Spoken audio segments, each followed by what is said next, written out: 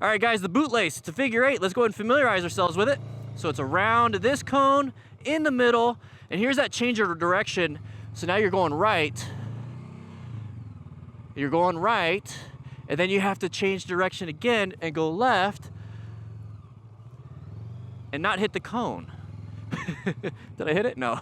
All right, 15.54. Remember, that's just familiarization. Now we're gonna warm up a little bit for the time. So here we go. So remember, change direction. So we're looking left, and now we're gonna look right. We're going around everything. I bet I can cut this down right here. I cut that a little bit shorter. Look left. Use your peripheral vision for that last cone.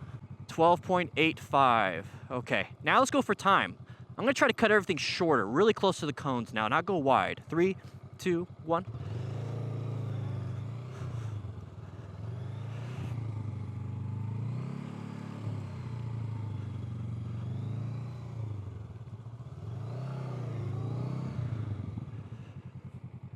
$11.29. Almost 11.3. All right, guys, that was a lot of fun. Now we're gonna do the jellyfish. It's a tighter figure 8.